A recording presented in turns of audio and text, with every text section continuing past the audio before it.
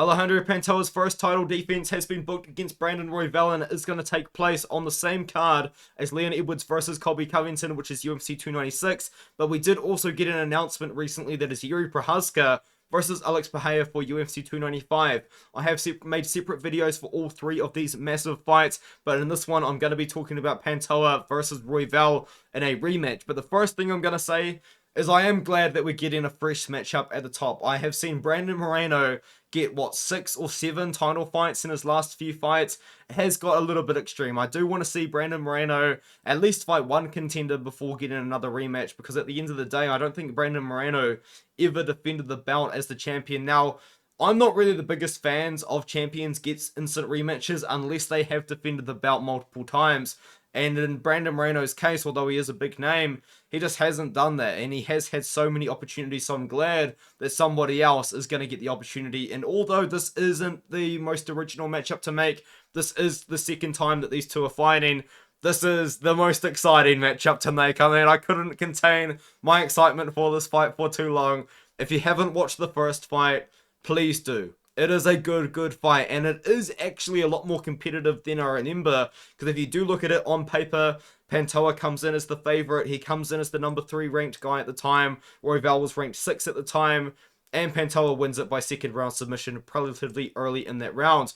But this fight is fun, and it's more competitive than I remember. In the first 15 seconds of the fight, Pantoja comes out aggressive, as he always does. Pantoja is a super aggressive fighter, and he goes for a takedown. He gets the takedown, and all of a sudden, Royval has to spend a couple of minutes fighting Pantoja, who is trying to choke him out from his back. He's rolling around. Royval is doing absolutely everything he can to get Pantoja off his back, but Pantoja sticks to it, stays on his back, kind of keeps up with what Royval is trying to do.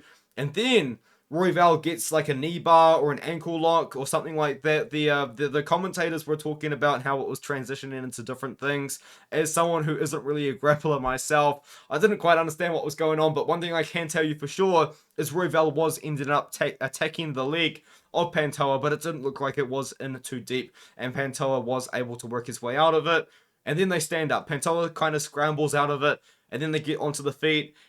And this is where like a relative controversy might come into it, because Pantoja does punch Royval in the eye, but apparently on instant replay, one of the strikes that Pantoja throws was an eye poke, so there is a little bit of controversy there potentially, but one of the punches, the punch that really affected the eye of Royval, was a punch according to the commentary. We didn't really see too much instant replay in that matchup, but Pantoja actually has the more success on the feet in that exchange in the first round, because Brandon Royval, he gets up on the feet. I think what happened was he was kind of thinking to himself, man, I lost the grappling exchange there. I'm not going to win the round unless I do something on the feet. And he comes out firing. Now, this is how Royval fights. He is a very aggressive fighter, but in this case, my goodness, he fights like Felipe dos Santos. Not a second goes by without Royval throwing shots, and my goodness, he is absolutely spamming jabs. He just jab, cross, jab, cross, just constantly throwing jabs, and Pantoja was able to read it. Landed a couple of really good 1-2s himself, so landed some really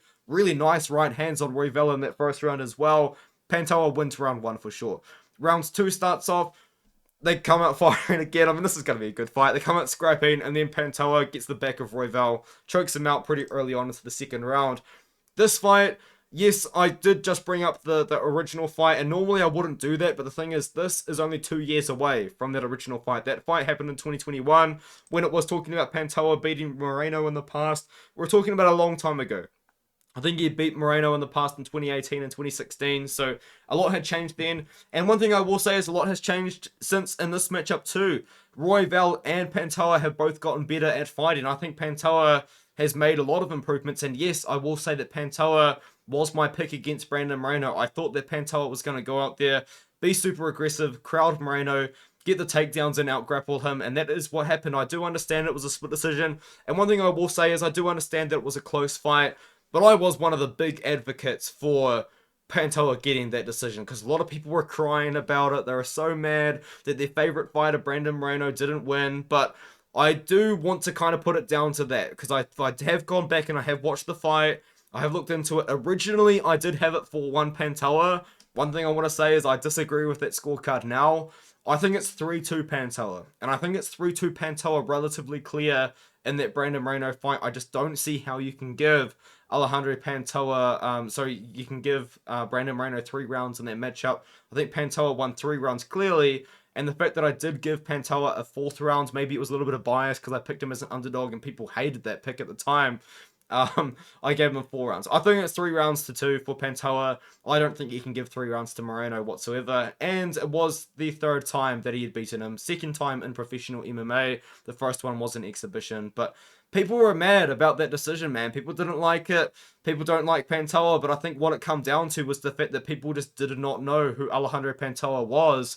And then he just beat their favorite fighter, Moreno, so they're just mad about it. But Pantoja's a fun fighter. This is going to be a fun fight. I said that this might not be maybe the best fight you could do. I think it is the best fight you could do, but I think some people might disagree. Some people might say that Albazi should have got it, but I think we get Albazi versus Moreno relatively soon.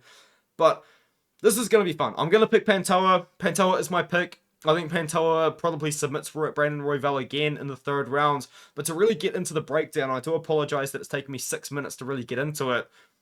The way that Brandon Royval could win this fight, and I can absolutely see this happening. Brandon Royval, in my opinion, is going to be able to put on the pace on Alejandro Pantoja and be able to sustain it for longer. The way that Brandon Royval fights is very, very unsustainable for most fighters. This guy, he just is so aggressive. He keeps coming forward.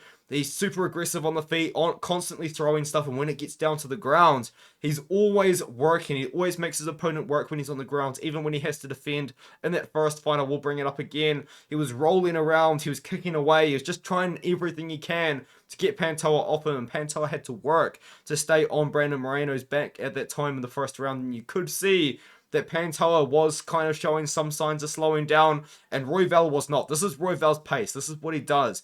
Absolutely ridiculous pace that he can put on. And one thing I know about Brandon Royval is, although I don't know for a fact if he could do it for 5 rounds, I think he could do it for longer than Alejandro Pantoja. I think this fight, if it goes absolutely insane in the first 2 rounds, I think we could see Pantoja maybe even survive onslaughts of Brandon Royval, but I think we're going to see Pantoja have success against Royval, especially in the grappling, but Royval's going to be constantly moving. He's going to be shaking. He's going to be crazy. He's going to be making Pantoja work. And one thing we saw against Brandon Moreno was that Pantoja did slow down in that matchup. But when it comes down to it, man, I think at the end of the day, Pantoja should be able to submit Royval before that kind of fatigue, that kind of wearing down does set in. I think Pantoja wins by submission in round number 3. I think it's going to be fun. I think on the feet it's going to be competitive. Brandon Royval has got a KO since then. He knocked out Matheus Nicolau, which is just a really, really good win in my opinion. But the way that he kind of got it was that Nicolau was spending a little bit too much time in the pocket. He timed a perfect knee, knocked out Nicolau. It was a great performance from Royval and definitely did deserve him a title shot against Pantoja.